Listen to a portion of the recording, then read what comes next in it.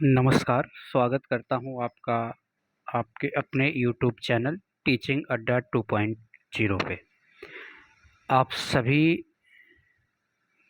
का स्वागत है आज एक और अच्छी सी क्लास में, जिसमें हम आज टॉप 10 मोस्ट इम्पॉर्टेंट क्वेश्चन ले रहे हैं जो आपके आगामी एग्ज़ाम के लिए इम्पॉर्टेंट होगा। जिस लक्ष्य को लेकर चल रहे हैं उस लक्ष्य को पूरा करने का प्रयास किया जाएगा। आप सभी लोग जो लोग नए हैं वो चैनल को सब्सक्राइब कर लेंगे, बेल आइकन ज़रूर दबा दीजिएगा ताकि नोटिफिकेशन सबसे पहले आपको मिल जाए, और शेयर ज़रूर कर दीजिएगा। आपके अपने मित्र होंगे सभी के पास ज़्यादा से ज़्यादा शेयर करिएगा ताकि सभी का लाभ हो सके। अब शुरू करते हैं। पहला प्रश्न आपकी स्क्रीन पे है। स्क्रीन पे आपका पहला प्रश्न इसमें दिया गया है कि पाठचर्या सहगामी पाठचर्यारी क्रियाओं के प्रबंधन एवं संगठन के लिए निम्नलिखित में से कौन से उपयुक्त मार्गदर्शक सिद्धांत है। पहला चयन का, दूसरा प्रेरणा का, तीसरा हस्तक्षेप का, चौथा अति महत्व का, पांचवा नियमन का। चार विकल्प आपके सामने हैं। तो सबसे पहले हम बात करते हैं आपके किसके, पाठचर्या के। और एक शब्द होता है क्या आपका, पाठ्यक्रम। ठीक, पाठ्यक्रम की बात करेंगे तो याद रखना पाठचर्या जो होती है वो आपके क्या होती है, विस्तृत होती है। पाठ्यक्रम क्या होता है आपका, सीमित होता है। ये आपका याद रखिएगा, आपकी जो शैक्षिक गतिविधि होती है तथा ये आपका शैक्षिक प्लस गैर शैक्षिक, दो चीज़ें याद रखना, गैर शैक्षिक। और इसमें आपके पाठ्यक्रम में केवल कैसे, शैक्षिक। ठीक, याद रखिएगा पाठ्यक्रम में केवल शैक्षिक और पाठचर्या में शैक्षिक और गैर शैक्षिक दोनों गतिविधियों को शामिल किया जाता है। अब पूछा गया है कि जब आप किसी भी पाठ्यक्रम सहगामी क्रिया, अब याद रखिएगा यहाँ तक बातें समझ में आ गई हों तो इसको हम रफ कर दे रहा हूँ। ठीक, इसको रफ करते हैं, उसके बाद फिर और बिंदुओं पे हम जिक्र करेंगे क्योंकि बहुत ही इम्पोर्टेंट प्रश्न है। कहा जाता है क्या, सहगामी क्रिया। सहगामी क्रिया का मतलब होता है कि ऐसी क्रियाएं जो आपके पाठ्यक्रम को, याद रखना पाठ्यक्रम को, या हम कह सकते हैं कि आपके शिक्षण को क्या बनाती हैं, सरल बनाती हैं। क्या बनाती हैं, सरल बनाती। तो सबसे पहले हमें उसका क्या करना पड़ेगा, चयन करना पड़ेगा। चयन करना पड़ेगा, उसके बाद ताकि उसके लिए बच्चे को क्या करना पड़ेगा, मोटिवेट करना पड़ेगा, प्रेरणा आनी चाहिए। हस्तक्षेप किसी भी प्रकार का नहीं करेंगे। तो विकल्प में आपका फर्स्ट और सेकंड नज़र आ रहा है, अति महत्व नहीं होगा और नियमन होगा। ये आपका फर्स्ट वाला विकल्प क्या होगा, सही होगा। ठीक, बातें समझ में। पाठ सहगामी क्रियाओं का मतलब ऐसी क्रियाएं जो पाठ्यक्रम को और शिक्षण कार्य को क्या बनाती हैं, सरल बना देती है, आसान बना देती हैं। उन्हें नाम दिया जाता है क्या, पाठ सहगामी क्रियाएं। ठीक, चलिए अगले क्वेश्चन की तरफ बढ़ते हैं। अगला क्वेश्चन आपकी स्क्रीन पे आ चुका है। आशा करते हैं आप बिल्कुल प्रश्न को बेहतर तरीके से समझ पाएंगे। इसमें दिया गया है कि अपप्रेरणा वह एक प्रक्रिया नहीं है जो व्यवहार को अर्जित करती है। क्या, जो इसमें विकल्प दिया गया है, क्या विकल्प दिया गया है, ध्यान देना, जो व्यवहार को अर्जित करती है और उसे बनाए रखती है, निर्देशित एवं नियमन करती है, प्रत्यक्ष अवलोकन बनाती है और चयनित तथा लक्ष्योन्मुख होती है। जब हम बात करते हैं किसकी, अवप्रेरणा की, अवप्रेरणा याद रखिएगा, अवप्रेरणा हमेशा क्या होता है, लक्ष्य केंद्रित होता है। क्या होता है, लक्ष्य केंद्रित होता है। अवप्रेरणा आपकी क्या होती है, लक्ष्य केंद्रित होती है। अवप्रेरणा आपकी क्या होती है, आंतरिक होती है, आंतरिक होती है। और यदि हम कहें कि अवप्रेरणा में हम क्या लगाते हैं, अनुमान लगाते हैं। अब प्रेरणा हमारी दिशा प्रदान करती है। अब प्रेरणा हमें क्या प्रदान करती है? दिशा प्रदान करती है। अब 2-3 चीज़ें आपको, और अब प्रेरणा आपकी 2 प्रकार की होती है, एक होती है जन्मजात और एक होती है क्या? अर्जित होती है। तो अर्जित है, अर्जित प्रक्रिया है। पूछा गया कि कौन सी प्रक्रिया नहीं है, तो मैंने कहा कि नियमित होती है और दिशा निर्देश देती है। तो ये भी आपका बिल्कुल सही है। अगला है चयनित लक्ष्योन्मुख होती है, बिल्कुल होती है। इसलिए विकल्प जो सही होगा वो आपका कौन सा सही होगा? आपका विकल्प सही होगा कौन? सी। ठीक, विकल्प कौन सा सही होगा? सी वाला विकल्प आपका क्या होगा? सही होगा। ठीक, चलिए अगले क्वेश्चन की तरफ। अगला क्वेश्चन आपके स्क्रीन पे, अगले क्वेश्चन की तरफ हम बढ़ते हैं। आ गया इस अगला क्वेश्चन, पढ़िएगा। एक आंतरिक, याद रखना, एक आंतरिक, एक आंतरिक मानसिक, एक मिनट, चलिए जी, चलिए ध्यान रखना, इसमें दिया गया है कि एक आंतरिक मानसिक दशा जो किसी व्यवहार को आरंभ करने तथा बनाए रखने की प्रवृत्ति को समाहित करती है। ये प्रश्न बहुत ही इम्पोर्टेंट है। मुझे लगता है कि क्वेश्चन कई बार पूछा गया है। प्रश्न का उत्तर तो बिल्कुल क्लियर है कि यह प्रेरणा है। प्रश्न का उत्तर क्लियर है कि उसे हम कहते हैं क्या? अभिप्रेरणा। अर्थात अभिप्रेरणा क्या होती है? अब प्रेरणा क्या होती है? तो याद रखना, प्रेरणा किसी कार्य को क्या करना? आरंभ करना, जारी रखना और उसको पूर्ण करने की क्या होती है? एक प्रक्रिया होती है। अर्थात कहने का मतलब कि एक आंतरिक मानसिक दशा जो किसी व्यवहार को आरंभ करने और उसे बनाए रखने की प्रवृत्ति को बढ़ाता है, तो आपकी क्या कहलाती है? अभिप्रेरणा कहलाती है। क्या कहलाती है? अभिप्रेरणा कहलाती है। बड़ा अच्छा क्वेश्चन, एग्जाम में पूछा गया प्रश्न है। चलिए अगले प्रश्न की तरफ चलते हैं। अगला प्रश्न आपकी स्क्रीन पे आ चुका है। चलिए ध्यान रखिएगा, इसमें दिया गया है कि मूल प्रवृत्तियों को 14 प्रकार किसने वर्गीकृत किया है? ड्रेवर ने, मैकडोगल ने, थॉर्नडाइक ने, वुडवर्थ ने। तो याद रखना, मूल प्रवृत्तियां अगर बात की जाएगी, मूल प्रवृत्तियां, तो मूल प्रवृत्तियां होती हैं क्या? जन्म जात होती हैं। और मूल प्रवृत्तियां कितने प्रकार की होती हैं? तो 14।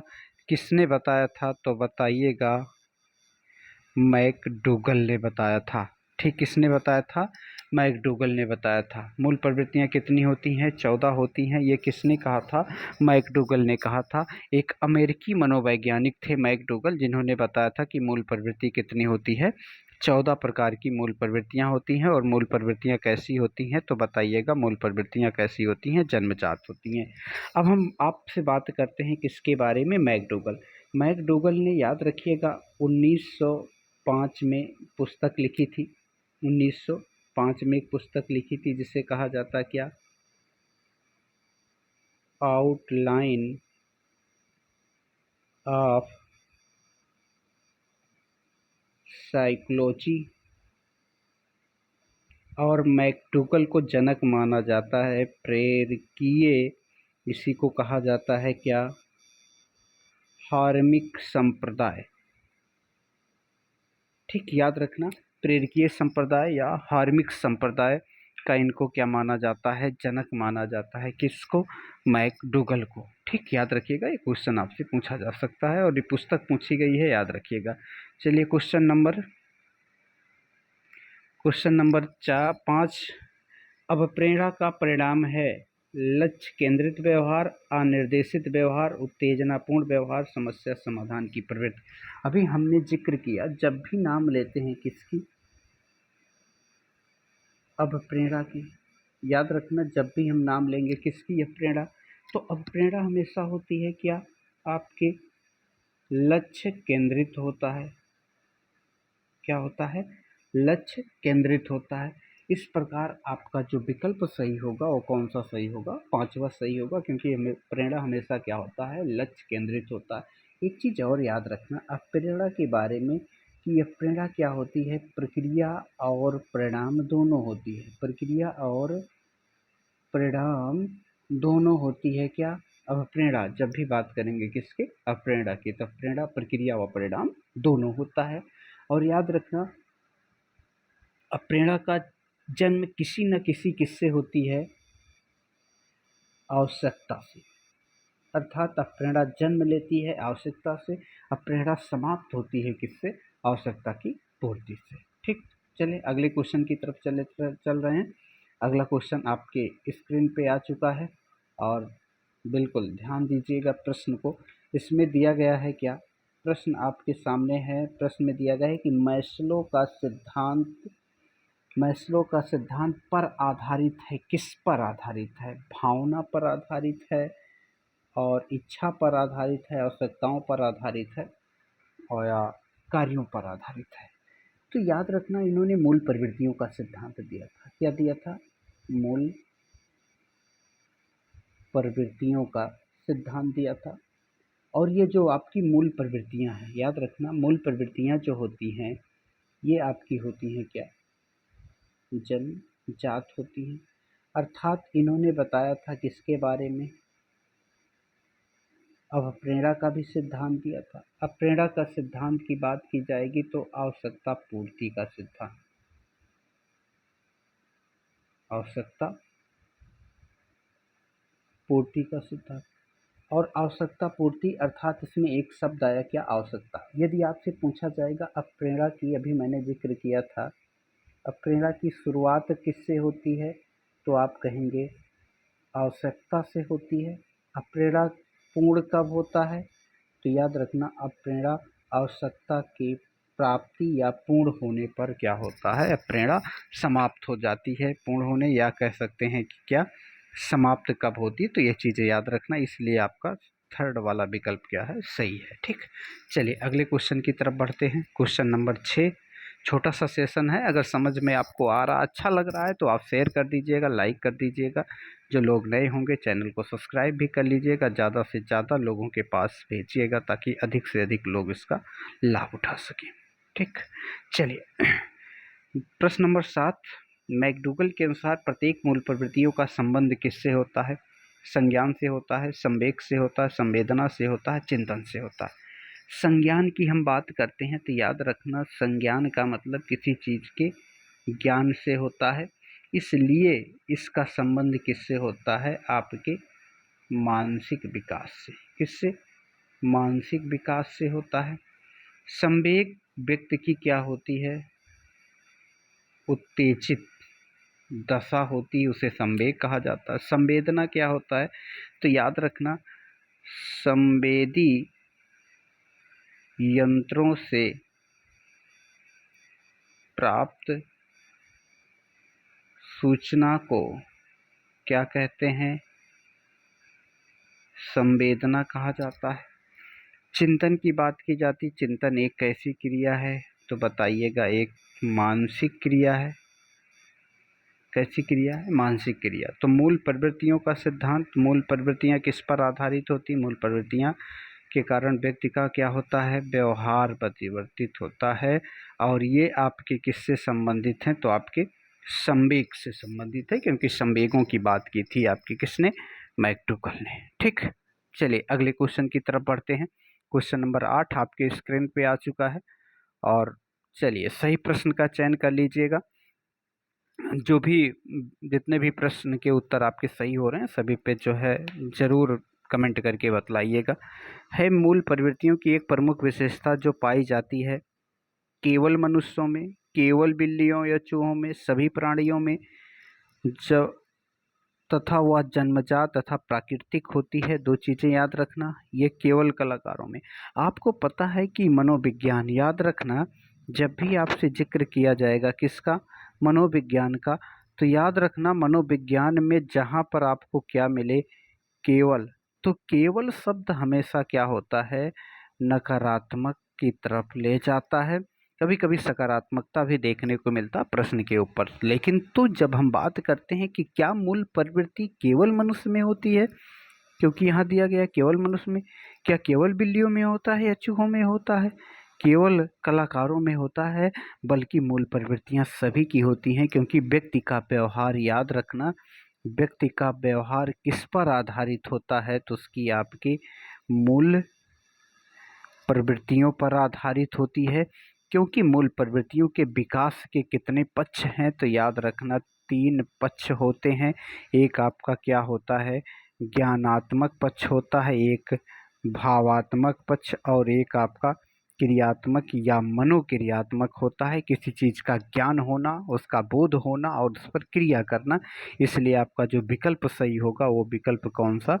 सी वाला, अर्थात तीसरा वाला विकल्प क्या होगा? सही होगा। ठीक, चलिए अगले क्वेश्चन की तरफ बढ़ते हैं। क्वेश्चन नंबर 9 दिया गया है, सशक्त अभिप्रेरणा सीखने का प्रभावी घटक है। इसमें बालक बताइएगा स्वस्थ रहता है, ध्यान करता है, प्रसन्न होता है, शीघ्र सीखता है। सशक्त अभिप्रेरणा, याद रखना, यदि आपसे कहा जाए सीखने का, याद रखना, सीखने का राजमार्ग या सीखने का स्वर्ण मार्ग या आपका गोल्डन रोड पूछा जाएगा तो क्या कहलाता है? तो बताइएगा, अभिप्रेरणा कहलाता है। जितना अधिक बच्चे को आप प्रेरित करेंगे, बच्चा जितना अधिक मोटिवेटेड होगा, वो किसी चीज को आसानी से और जल्दी क्या कर लेगा? सीख लेगा। इसलिए डी वाला विकल्प आपका क्या होगा? सही होगा। ठीक, चलिए अगले क्वेश्चन की तरफ चलते हैं। अंतिम क्वेश्चन आज के सेशन का, और छोटा सा सेशन है, आशा करते हैं आपको पसंद आएगा। छोटे छोटे सेशन लेकर आएंगे, और आपको यदि लगेगा कि आपको और प्रश्न एक साथ पढ़ने हैं तो कमेंट करके जरूर बताइएगा। चलिए, इसमें दिया गया है क्या? इसमें बतलाया गया है कि प्रेरणा के अंतर्गत शामिल किसे किया जाता है? प्रेरणा के अंतर्गत शामिल किसे किया जाता है? प्रोत्साहन, आवश्यकता, प्रबलन, प्रेरणा, उपर्युक्त सभी। अब याद रखना, सबसे ज़्यादा इम्पोर्टेंट यदि बात की जाएगी किसके लिए? प्रेरक की है। तो प्रेरक के लिए सबसे ज़्यादा आपकी आवश्यकता है किसकी? प्रबलन की। ठीक, प्रबलन की, प्रोत्साहन की या आवश्यकता की। 4 विकल्प आपको दिए गए हैं, तो आपको चूज करना है कि कौन सा विकल्प सही होगा। अर्थात प्रेरणा के अंतर्गत शामिल होता है, कौन शामिल होता है? तो हमेशा आप जब भी जिक्र किए होंगे, देखे होंगे, क्या एक अभिप्रेरणा चक्र होता है। अभिप्रेरणा चक्र, अगर हम चाहें तो अलग स्लाइड में इस चीज को देख लेते हैं। होता है क्या आपका?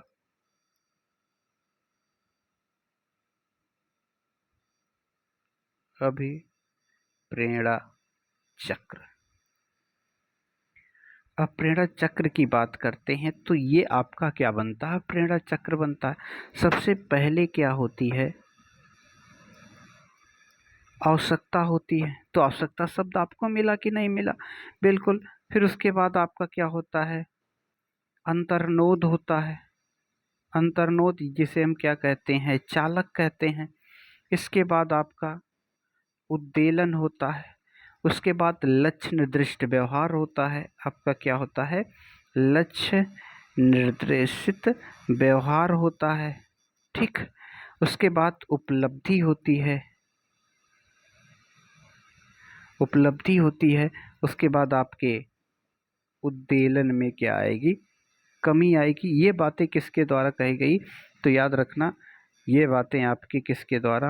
एनसीईआरटी के द्वारा कही गई। ठीक, एनसीईआरटी के द्वारा। तो यहाँ पे आपको मिला क्या? आवश्यकता मिला।